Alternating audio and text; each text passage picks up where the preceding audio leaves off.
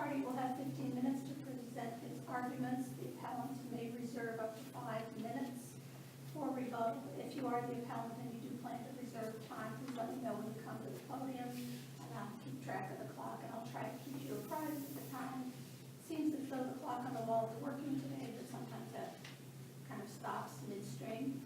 The arguments are being visually and audibly recorded to be posted online, so please keep your voice up, remain behind the podium. Be sure not to use the names of any minors during the arguments. We have read your briefs and we are ready to proceed when you are. Good morning. May it please the court, my name is Jennifer Kinsley and I represent the appellant DJ in this case. I would like to reserve 5 minutes for rebuttal, please. The issue in this case is simple and straightforward. The juvenile court committed reversible error when it dismissed DJ's petition for post-conviction relief on the basis of res judicata. The procedural history of this case is instructive on that point. While DJ's direct appeal of the invocation of his SYO sentence was pending before this court, he filed a petition for post-conviction relief with the juvenile court. That petition raised 5 claims, 2 of which were later voluntarily dismissed by DJ, but 3 of which he intended to proceed upon. Those 3 claims raised serious constitutional issues that relied upon evidence outside of the record. First, he claimed a violation of his right to ineffective assistance of counsel because his attorneys at the SYO invocation hearing failed to present expert testimony on his behalf regarding his mental health status, and also failed to effectively cross-examine the state's 2 mental health witnesses. He also raised a Fifth Amendment violation of his right to remain silent because statements that he made while incarcerated were used against him to invoke the SYO sentence, and he was not informed of his Miranda rights before making those statements. And lastly, he raised a Sixth Amendment violation of his right to counsel in a similar vein to his Fifth Amendment claim that his attorney was not present when he made those incriminating statements. Counsel, if I could ask, with regard to the last 2 arguments, the Fifth and Sixth Amendment arguments, I noticed in your brief and in your reply that you did not cite to any case law that would suggest that there is any such right, either to be Mirandized in such a situation or to have an attorney present in such situations. Those cases are cited in the petition for post-conviction relief, but the reason why they were not cited in the briefs to this court is because the merits of those claims are not at issue in this appeal. Had the juvenile court fulfilled its responsibility to alternatively rule upon the merits in addition to making its res judicata finding, then this court would have something to review. But as the case comes to this court, because the district court perfunctorily dismissed the case, and abruptly, I might add, in light of its prior rulings, this court has nothing to review in terms of the substance of those claims. The only issue on this appeal is whether the juvenile court erred in making its finding as to res judicata, and we argue that it did.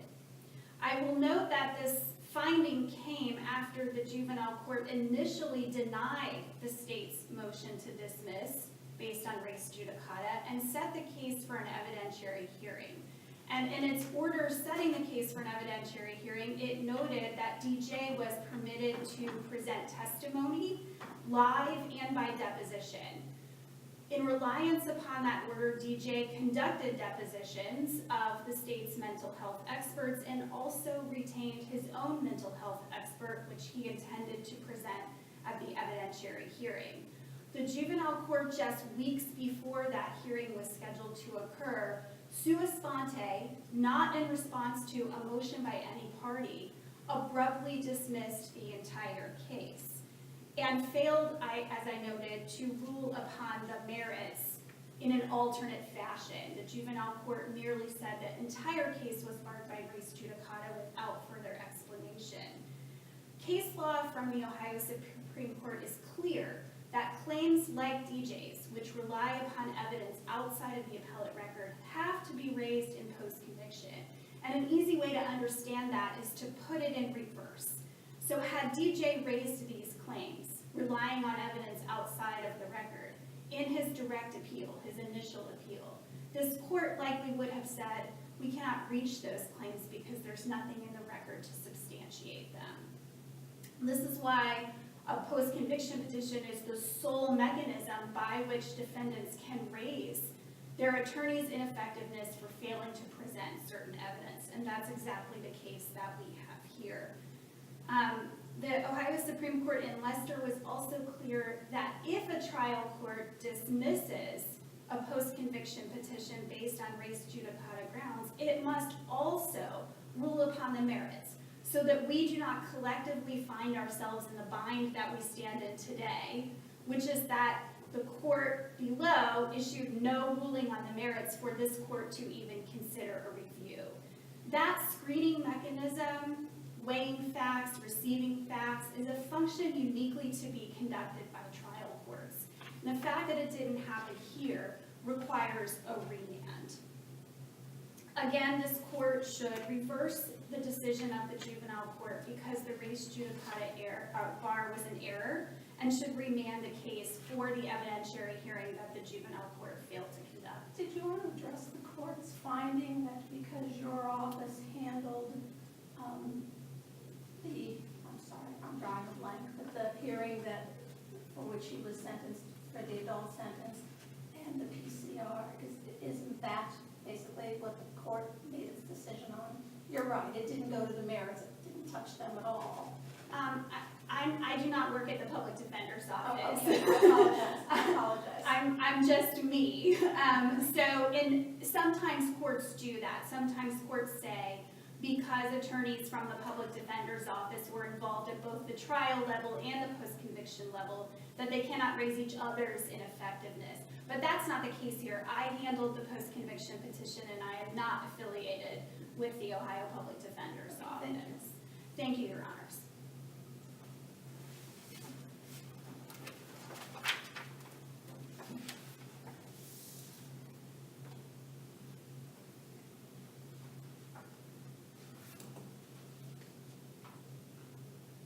Whenever you're ready.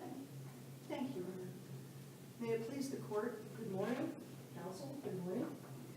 I'm Jacqueline Corrigan, and I represent the state of Ohio, the appellee in this matter. And the state obviously submits that there was no abuse of discretion by the juvenile court that was committed in this case. The state disagrees that the claims that were brought up by the appellant in this were not barred by res judicata, because what was not asked was evident from the record in this case, with which this court, and in fact this very panel, is very familiar with the record in this case, because this is the panel that heard the appellant's appeal of the imposition of his adult sentence. So this panel is very familiar with the record. And Judge Callahan, you had asked about the absence of case law. I did want to address that very quickly. The merits are at issue in this, because in addition to this case, like I said, the state disagrees that this was not barred by res judicata, but the appellant's claims were nevertheless meritless. Even if they had not been barred by the doctrine of res judicata, this court does not reverse judgments by trial courts where this court would have reached the same conclusion, but for a different reason. And that's well established in the case law. So because of that, this court can reach its own conclusion concerning the merits, and therefore the case law ought to have been cited. Just a little reminder about the procedure in this case.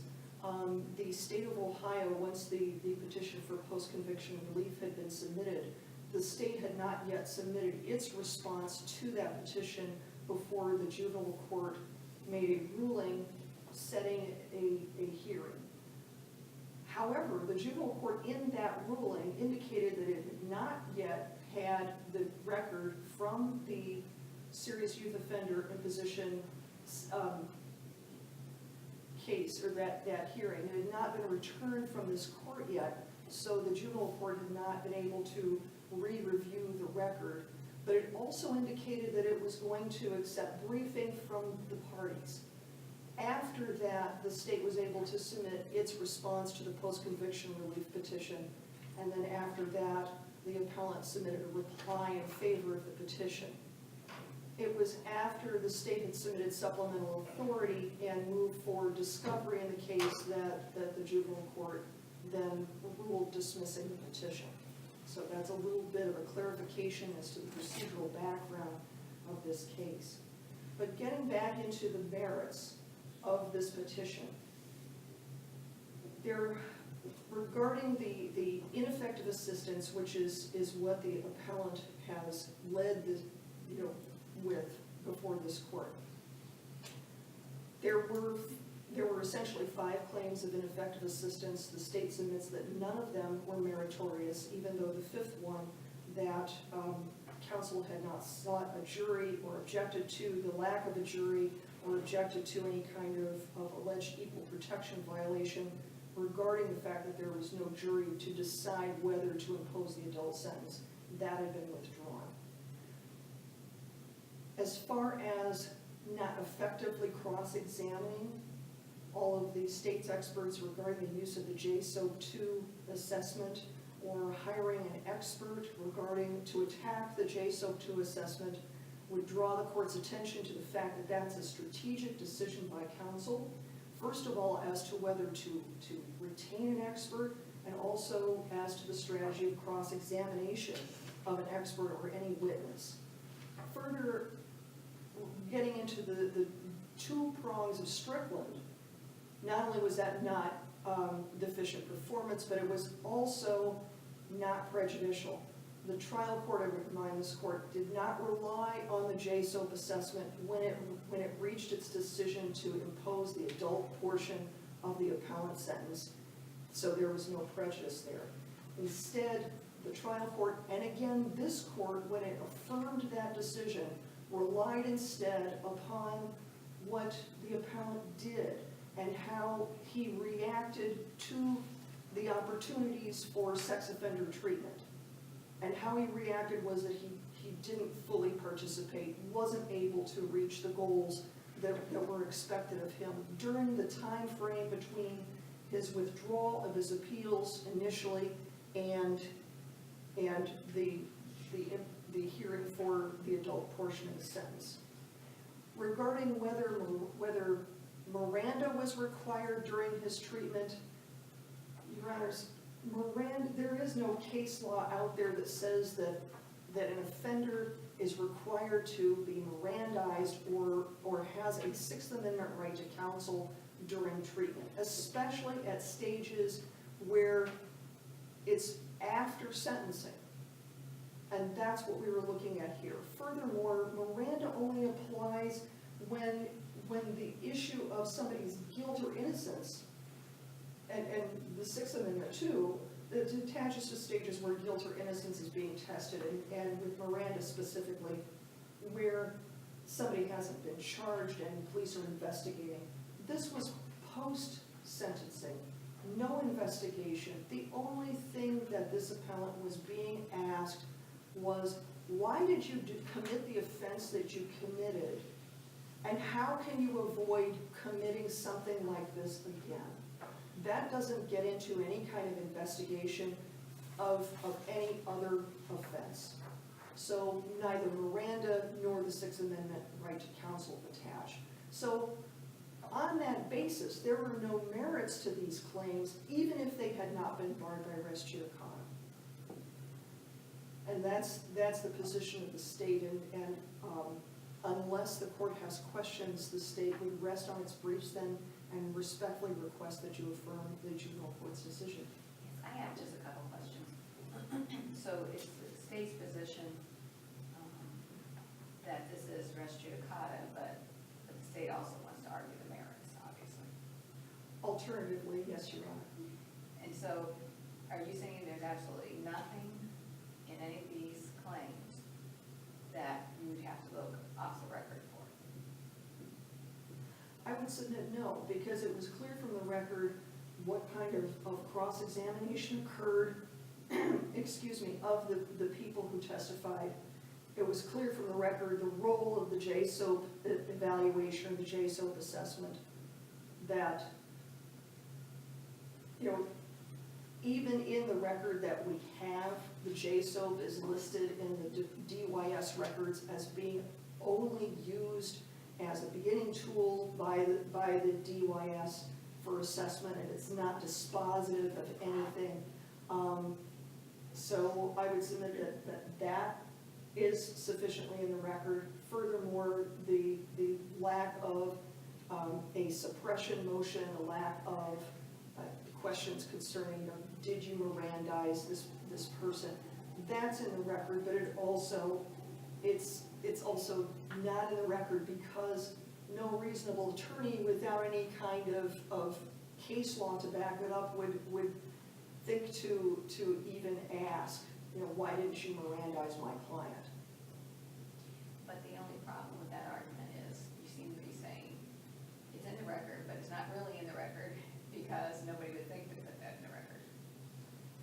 It's the absence of the record. The absence of it is in the record. Okay. I know that seems tortured, but that's how it's not in the record. But like I said, alternatively, and this is what was argued below to the juvenile court as well, there were no merits to those claims. Of course, the trial really didn't go to the merits though. No, the trial court did not. But again, the conclusion is still the correct one, and on that basis, the state is asking for affirmance. All right, thank you. Thank you very much.